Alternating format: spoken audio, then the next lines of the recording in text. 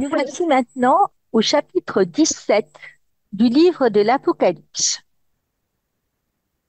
Alors, selon notre coutume, nous allons commencer par voir où se situe ce chapitre dans sa table des matières, le lire, en faire des commentaires avec des petites vidéos, avec éventuellement des petites animations, et nous terminerons par un texte averti. Cette fois-ci, c'est un texte, un extrait d'un texte de Saint Jean-Paul II lors d'une audience du mercredi. Donc voilà notre chapitre 17. Nous sommes dans la deuxième série de visions et nous allons voir ici le jugement, la chute de Babylone et la grande prostituée, en nous gardant cette chute de Babylone pour ce qu'on appellera pudiquement la bonne bouche. Commençons par lire notre chapitre. L'un des 7 anges aux 7 coupes vint me parler.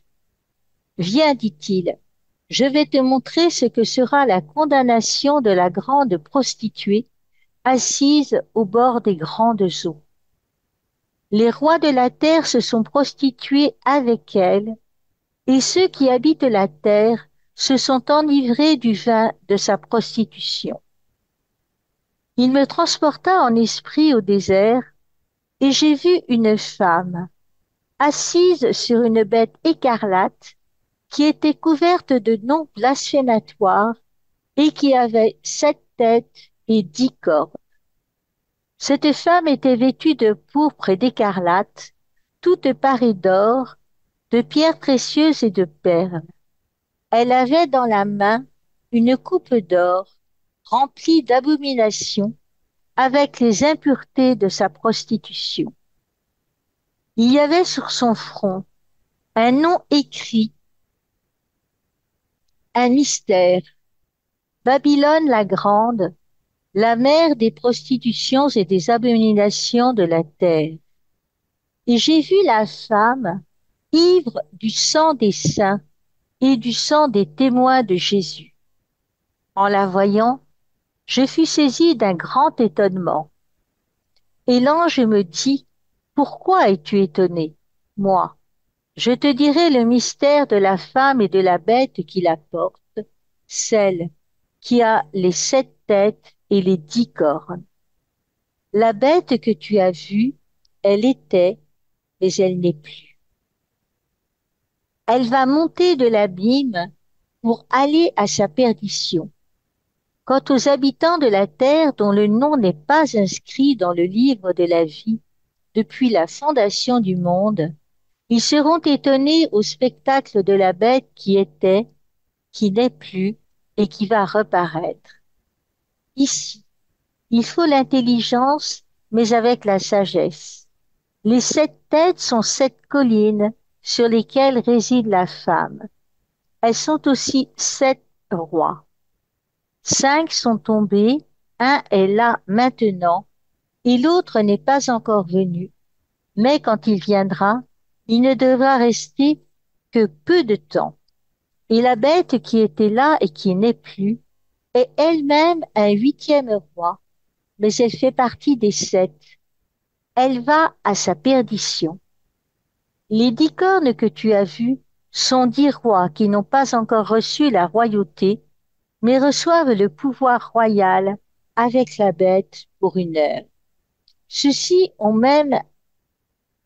un même projet, donner leur puissance et leur pouvoir à la bête. Ils feront la guerre à l'agneau, et l'agneau les vaincra, car il est Seigneur des seigneurs et Roi des rois. Et les siens, les appelés, les élus, les fidèles, vaincront avec lui. Puis il me dit, les eaux que tu as vues, là où est la prostituée, est assise. Où la prostituée est assise, ce sont des peuples et des foules, des nations et des langues.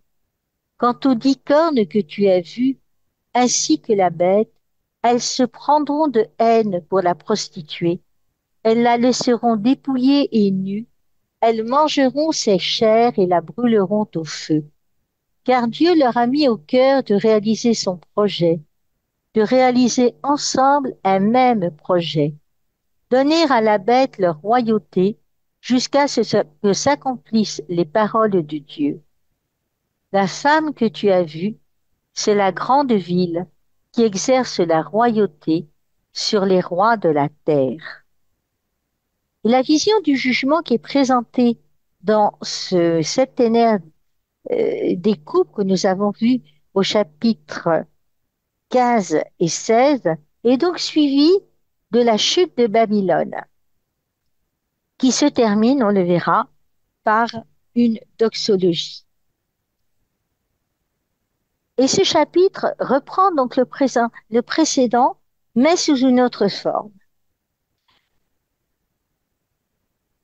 ou plutôt sous une autre allégorie. Alors, pour rappel, l'allégorie, du grec allos semblable, c'est un mode d'expression qui consiste à représenter une idée abstraite, une notion de morale, par une image ou un récit, les éléments représentants correspondant trait pour trait aux éléments de l'idée représentée. Autrement dit, on va nous parler de la femme et en fait, on parle de Babylone. Et ce qui arrive à la femme, la prostituée, eh bien, c'est exactement ce qui va arriver à Babylone. Simplement, cette allégorie, cette similitude entre les deux.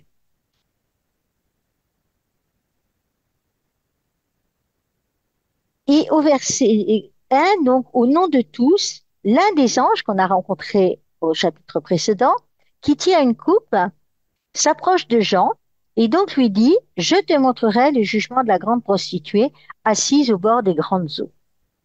Alors, on saura plus tard que cette grande prostituée, l'allégorie la décrit bien en tant que Babylone, mais on peut l'entendre à l'empire antichrétien tout entier. Antichrist, antichrétien, opposé à cette voie de l'amour de Dieu pour laquelle nous avons été créés.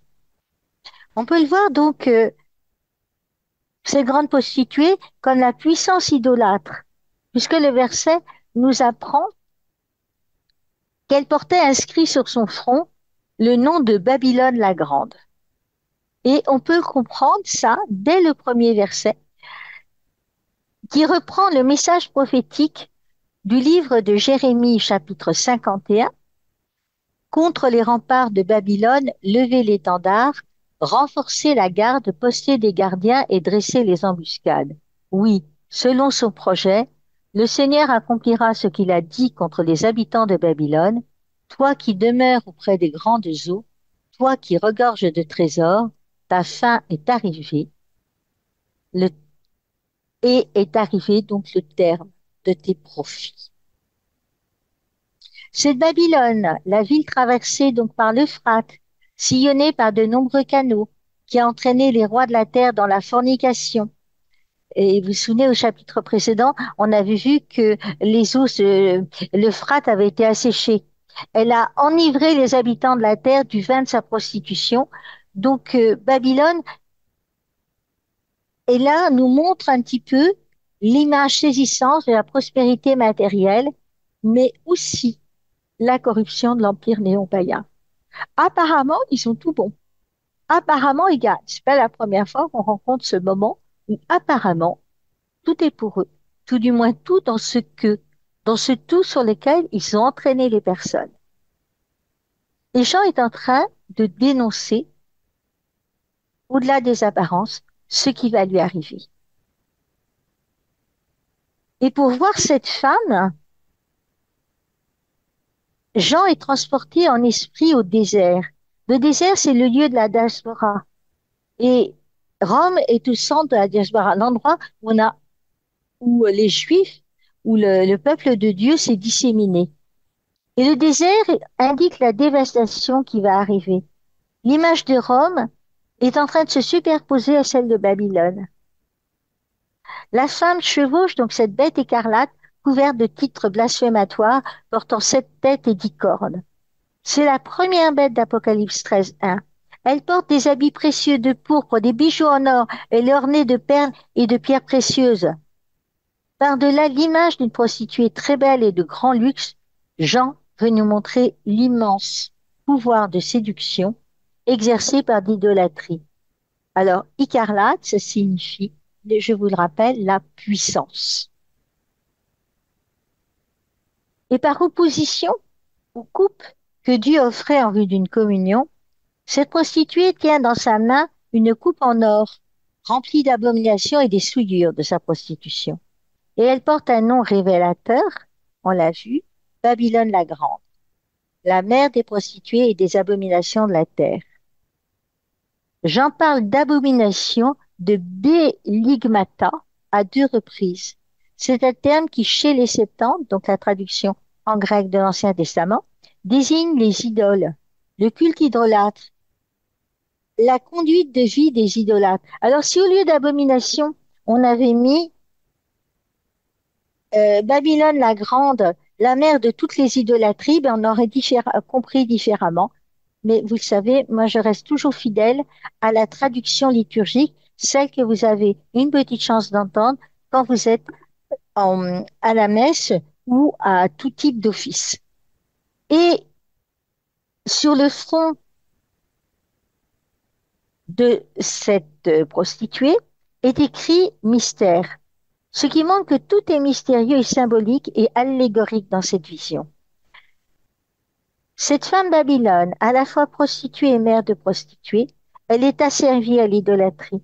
Elle est source donc, puisqu'elle est prostituée, elle est asservie à l'idolâtrie, elle est mère de prostituées, elle est source d'idolâtrie et elle s'oppose à Jérusalem. La grande Babylone est la mère, c'est-à-dire la cause des fornications, des abominations de toute la terre. Il ne s'agit pas seulement de Rome, mais de tout son empire. Et le psaume 87 de la Septante qu'on a mis sur les yeux nous le dit, il reconnaît en Jérusalem, on a la mer. Et Paul nous a transmis cette même vision dans cette ville, dans la lettre aux Galates, tandis que la Jérusalem d'en haut est libre, c'est elle, notre mère. Vous voyez un petit peu, cette allégorie, mère, mère. Prostituée, mère des prostituées, idolâtre, source d'idolâtrie, Jérusalem, libre, notre véritable mère. Bien sûr, je sais, notre mère par adoption, c'est Marie, c'est l'Église aussi. Vous voyez tous ces mots, ce qui n'empêche pas que nous avons une profonde révérence pour toutes les mamans. Je voulais, on peut presque dédier ce temps, ce verset, en disant que nos mères sont libres, ils nous rendent libres dès l'instant où de notre naissance, elles s'appliquent à nous éduquer à notre liberté. Ça, c'était la première parenthèse. Et donc, voici les paroles du psaume 86, 87. Il y a deux noms pour les psaumes, c'est promis. On fera une petite vidéo là-dessus. Elle est fondée sur les montagnes saintes. Le Seigneur aime les portes de Sion, plus que toutes les demeures de Jacob. Je vous laisse volontairement les étoiles et les petites croix. On en parlera peut-être tout à l'heure. Et voyez-il la Philistie et l'Éthiopie, chacune est née là-bas, mais on appelle Sion ma mère, car en elle tout homme est né. C'est lui le Très-Haut qui la maintient. Au registre des peuples, le Seigneur écrit, chacun est né là-bas, tous ensemble ils dansent, ils chantent, en toi toutes nos sources. Contraste entre la prostituée Babylone, Rome, et Jérusalem, Sion.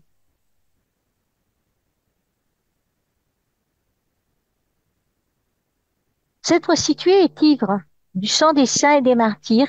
Elle les boit pendant l'atroce persécution. À ce spectacle, Saint Jean va s'étonner grandement, mais l'ange lui interprète le mystère et il nous transcrit l'interprétation. Donc Jean, une vision. On avait vu le style le genre littéraire apocalyptique. Et cette vision, il va nous donner quelques clés pour la décoder. Tous les peuples, tous les hommes, Toute l'humanité est destinée à reconnaître que la vraie mère est Jérusalem, alors que Babylone, qui se présente comme la mère du monde, n'est qu'une mère idolâtre, une mère de prostitution. On se souvient aussi de Jézabel, la reine étrangère, qui dans l'Ancien Testament favorisait l'idolâtrie en Israël. Elle était assoiffée du sang des prophètes du Seigneur et avait cherché à faire périr Élie. Ça, on le trouve au premier livre des Rois, chapitre 19, versets 1 et 2. De la même manière, la femme d'Apocalypse 17 est ivre du sang des saints et des témoins de Jésus, des martyrs, des chrétiens qu'elle fait mettre à mort. Cette vision remplit Jean d'étonnement, et c'est pourquoi l'ange se charge de lui expliquer ce mystère de la femme et de la bête qui la porte, aux 7 têtes et 10 cornes. Il s'agit donc maintenant de bien comprendre l'explication donnée par l'ange dans ce passage de l'Apocalypse. Tout d'abord, il faut dire que l'intention profonde de Jean, c'est pas de nous donner des références exclusivement historiques, références au pouvoir impérial de Rome. Jean essaye de nous mettre face au pouvoir totalitaire d'une façon très générale. Et ce pouvoir totalitaire, il est assoiffé de sang dans l'ancienne et dans la nouvelle alliance, comme au temps des païens. Et l'auteur de l'Apocalypse n'est pas uniquement un témoin parmi d'autres, parmi les Grecs, les Parthes, les Juifs, de l'hostilité orientale à l'égard de Rome. Son point de vue est essentiellement celui d'un contemplatif, d'un théologien. Pas témoin, mais je vous dis de la part de Dieu. Je vais quelque part par la prière et par les moyens que Dieu choisit, consulter Dieu. Dieu m'a dit, il m'a chargé de vous dire. Et je vais le chercher. C'est le rôle du contemplatif, être là, présent à Dieu. Et au verset 8, la bête, l'ange donne à Jean la première explication au sujet de la bête. Elle était et elle n'est plus. Elle va de remonter de l'abîme, mais pour s'en aller à sa perte. Alors là, quand nous avons donné ce passage, cette lecture partagée du livre de l'Apocalypse, ding dang dong, oui, la, on a vu que elle est, elle n'est plus. Or, le ding dang dong, c'est que dans l'office, quand on chante l'office à plusieurs, eh bien, on dit les psaumes. Et les psaumes, vous avez vu tout à l'heure, des fois il y a une petite croix, ça s'appelle une flex, des fois il y a une petite étoile. Alors, ces psaumes, quand on les psalmodie, on peut les psalmodier à 2 sticks. Un stick, c'est un demi-verset. Je sais, c'est du jargon. Ce sont des gros mots, des mots gros de sens. Donc, gloire au Père, au Fils et au Saint-Esprit, pour les siècles des siècles. Amen. Qu'est-ce qu'elle va nous raconter? Ça n'a rien à voir avec l'Apocalypse. J'assume. Mais imaginons qu'il y ait une flex. Et là, dans la flex, on dit au Dieu qui est, qui était et qui vient. C'est donc le psaume. Oh, ça, c'est le,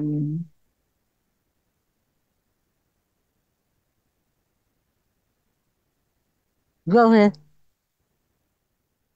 le, le si qui reste sur le même ton, recto tono, pour les siècles des siècles. Amen. C'est pour ça que je l'ai mis en deux, parce que de 2 à 3, on a un inséré à l'intérieur.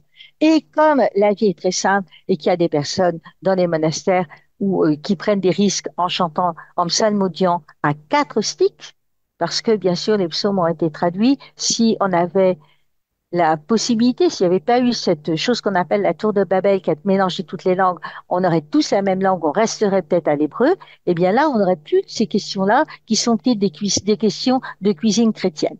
Mais ça fait rien, je vous en parle quand même. 4 sticks. 4 sticks, alors on va avoir Youps, au Fils et au Saint-Esprit, à son Fils Jésus-Christ le Seigneur. Deuxième, à l'Esprit qui habite en nos cœurs pour les siècles des siècles. Amen. Ça, c'est pas difficile. Vous le regardez quand vous avez des partitions pour les psaumes. Donc, la bête, elle était, mais elle n'est plus. Alors que Dieu, la Trinité, il est, il était et il vient. On l'a déjà vu passer. Ça dans un autre chapitre. Juste, c'était la petite parenthèse, petite. Et c'est un rythme donc ternaire à 3 temps qui apparaît à deux autres reprises, qui manifeste bien l'opposition ouverte de la bête au Dieu. Donc ça, oui, voilà, c'était le chapitre 14 du livre de l'Apocalypse, mais à ce moment-là, ça nous semblait pas, ça nous a échappé de parler de la psalmodie.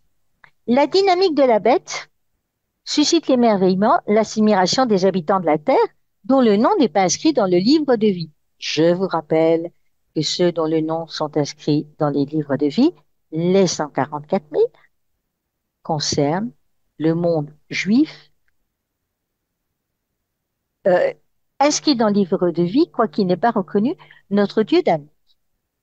En gros, c'est ça. Et puis, moi, je ne sais pas qui sont les 144 000. Ce que je sais, c'est qu'il y en a 144 000 qui sont sûrement auprès de Dieu et que tous les autres, dans la foi, je ne vois pas pourquoi le bon Dieu ne les accueillerait pas s'ils veulent bien de lui. Mais vous avez vu depuis le début que nous lisons ce livre que c'est eux qui veulent pas de lui. Et donc, c'est ceux dont le nom n'est pas inscrit dans le livre de vie n'ont pas encore le discernement pour comprendre la tromperie et l'illusion démoniaque qui sous-tendent les actions de la bête. Elle est séduisante. Je la réserve pour la bonne bouche, mais si, c'est promis. Oui, mais si. Or, ce qui suscite l'émerveillement chez ces hommes, c'est la tête de la première bête. Celle-là même qui avait été frappée, avait paru mise à mort et s'était ensuite ranimée. Le mouvement décrit passe d'un état à l'autre, d'un état de force et de puissance à un déclin, à une mort apparente, qui est aussitôt suivie d'une reprise, d'un nouvel essor encore plus percutant. C'est en quelque sorte le mouvement diabolique du pouvoir qui, au moment même où il semble définitivement annihilé, ressurgit à nouveau pour sévir davantage encore, montrant ainsi une vitalité renouvelée. De ce verset 8. Naquit sans doute la légende que Néron n'est pas mort et qu'il reviendra à la fin des temps. Cette légende confirme d'ailleurs le sens qu'on peut donner à ce verset de l'existence de plusieurs opposants au Christ, plusieurs qui seront persécuteurs. L'antéchrist, l'archétype de l'opposant au Christ, séduira tous ceux qui ne sont pas inscrits au livre de vie, tous ceux qui ne sont pas marqués du signe de vie. Alors là, c'est plus tout à fait pareil parce que entre être inscrits au livre de vie, on sait qu'il y en a que 144 000. Ceux qui sont marqués du signe de vie, parmi les marques possibles, entre guillemets, hein, je vous êtes libre de prendre ce que vous voulez, mais il y a le baptême entre nous. Donc, il faut une intelligence et une lucidité spirituelle. Intelligence et sagesse. Oui, l'intelligence, elle peut aussi être au service d'idées qui sont pas forcément très positives et très sympas. Alors, Jean interrompt la narration pour donner un avertissement. C'est ici qu'il faut un esprit doué de finesse. Les indications que Jean fournit aussitôt après constituent une référence explicite au pouvoir impérial de Rome, mais nous sommes invités à les comprendre en finesse, c'est-à-dire à les comprendre par rapport au pouvoir tout court, au pouvoir totalitaire qui a toujours tendance à renaître indépendamment de la chute du pouvoir babylonien ou de l'Empire romain. Quoi qu'il en soit, sa destinée ultime apparaît désormais tracée, il ira à sa perte, et les 7 têtes de la bête ont été vécues, je vous l'ai dit, comme les 7 collines sur lesquelles la femme ou la ville de Rome est assise, et sont encore éventuellement 7 rois de l'Empire antichrétien. 7, vous savez, c'est l'infini.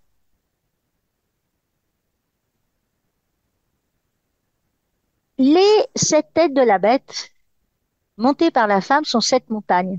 Ce sont les 7 collines de Rome, la capitale de l'Empire. Elles sont 7 rois. 5 sont déjà venus. Le 6e est présent et le 7e va venir. Même si par nécessité divine, il ne demeurera que peu de temps. Versets 9 et 10. 5 de ces rois sont déjà tombés. Pas évidemment l'année où Jean écrit. Alors ça c'est compliqué. On n'est pas en train de nous rédiger le scénario d'un film. Mais à l'époque où doit s'accomplir la prophétie, il y en aura 5 qui seront tombés. Ce verset signifie donc qu'à l'époque où Rome redeviendra capitale du néopaganisme, 5 antéchrists seront déjà apparus, 5 opposants à la foi. Le 6e régnera à ce moment et ce sera lui qui aura rétabli l'empire. Le 7e ne sera pas encore venu, mais quand il viendra, il ne régnera que peu de temps. Et donc la bête elle-même est ensuite identifiée à un huitième roi qui est en même temps l'un des sept. Le texte est obscur, l'exégète toujours essaye de trouver une succession de rois. Alors je vous en propose une, ça vient de Burcht, La clarté de l'Apocalypse, un bouquin qui vient de Genève.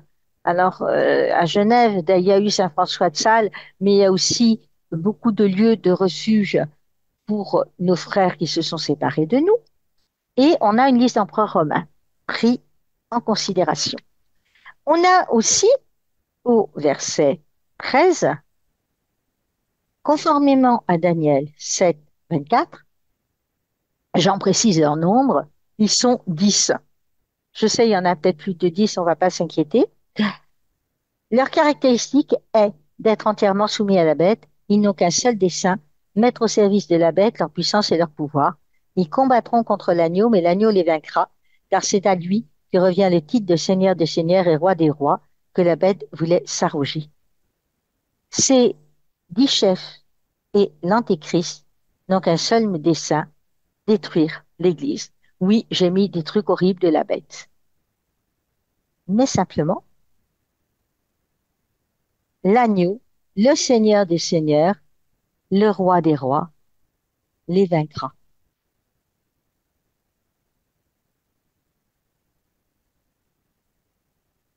C'est lui le vainqueur. Il sera victorieux en tant qu'agneau, victorieux de la bête. L'explication de l'ange était jusqu'ici axée sur la bête, mais elle dévoile maintenant le sens des eaux au bord desquelles la femme était assise. Ce sont des peuples, des foules, des nations, des langues, c'est-à-dire les populations conquises par l'Empire romain, les multitudes d'hommes soumises à la ville de Rome qui, à l'époque, exerçait son hégémonie sur les gens. Il ira. Et donc, je me trouve sortant dans les pages, les versets 16 et 17, les 10 princes haïront la prostituée, la mettront à sac, la brûleront, eux qui naguère avaient donné leur propre royaume à la bête, ils seront en cela instruments de la vengeance divine, de l'accomplissement de ses décrets. Vengeance divine, c'est que Dieu ne nous a jamais forcés. Et que si on est en dehors de l'enclos des brebis, il ne faut pas s'étonner d'être auprès des loups. Et si on a refusé l'amour de Dieu, il ne faut pas être surpris. L'invasion des barbares a été une première, mais une incomplète réalisation de la prophétie.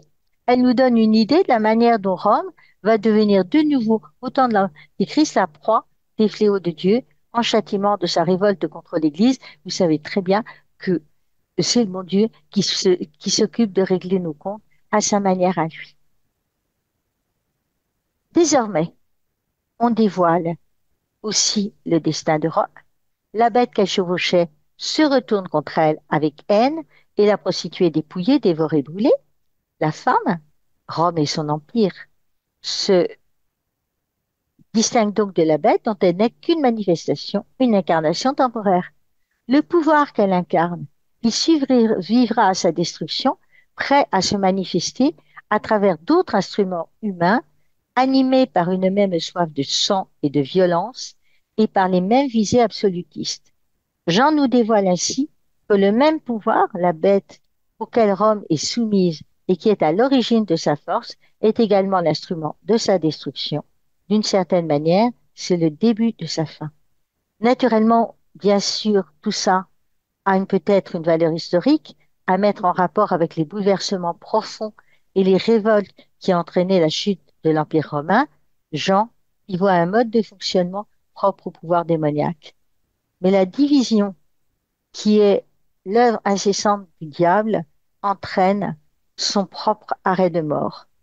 La logique du pouvoir fait en sorte que sa condamnation ne peut venir que de l'intérieur. Le dessein unanime des 10 cornes de remettre leur pouvoir royal à la bête passe par la destruction de la prostituée qui chevauche la bête. L'œuvre du Christ se situe exactement à l'opposé. On a vu l'opposition donc de la gloire de Dieu, de la destruction de la bête. Et là, on voit que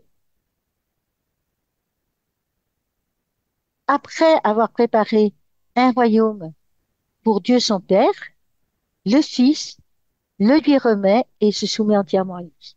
Et c'est ce que nous dit Saint Paul aux Corinthiens au chapitre 5, ce que dit Saint Paul aux Corinthiens au chapitre 15 et qui nous a été transmis. Et donc, quand tout sera mis sous le pouvoir du Fils, lui-même se mettra alors sous le pouvoir du Père qui lui aura tout soumis et ainsi Dieu sera tout en tous. Il se met au service. Terminons notre lecture de ce chapitre 17. Vous voyez que on avait une bête horrible, mais en fait, la bête horrible, c'est Babylone. Ils s'entretuent, en gros. Et aussi, il y a une vigilance à garder par rapport à toutes les puissances séductrices. Saint Jean-Paul II, dans son audience du 7 février 2001, nous le dit. La distinction et la réciprocité dans le couple humain sont un signe de l'amour de Dieu, non seulement en tant que fondement d'une vocation à la communion, mais également en tant que finalisé à la fécondité génératrice. Ce n'est pas un hasard si le livre de la Genèse est rythmé par les généalogies qui sont le fruit de la génération et donnent origine à l'histoire à l'intérieur de laquelle Dieu se dévoile. On comprend ainsi que l'Église, dans l'esprit qui l'anime et l'unit au Christ, son époux, est dotée d'une fécondité intime, grâce à laquelle elle engendre constamment des fils de Dieu dans le baptême et les fait croître jusqu'à la plénitude du Christ. Ce sont ces enfants qui constituent l'assemblée des premiers-nés qui sont inscrits dans les cieux, destinés à habiter la montagne de Sion et la cité du Dieu vivant, la Jérusalem céleste. C'est la raison pour laquelle les dernières paroles de l'Apocalypse, on n'y est pas encore, je sais, sont celles une puissante invocation adressée au Christ. L'Esprit et l'épouse disent, viens, viens, Seigneur Jésus. Tel est le but ultime de l'Église qui avance confiante dans son pèlerinage historique, même en sentant souvent près d'elle, selon l'image du livre biblique lui-même, la présence hostile et furieuse d'une autre figure féminine, Babylone, la grande prostituée, qui incarne la bestialité de la haine, de la mort et de la stérilité intérieure. Voilà ce que j'avais à vous proposer comme lecture de ce chapitre 17 du livre de l'Apocalypse. Je vous remercie pour votre attention et vous donne rendez-vous la prochaine fois pour le chapitre 18.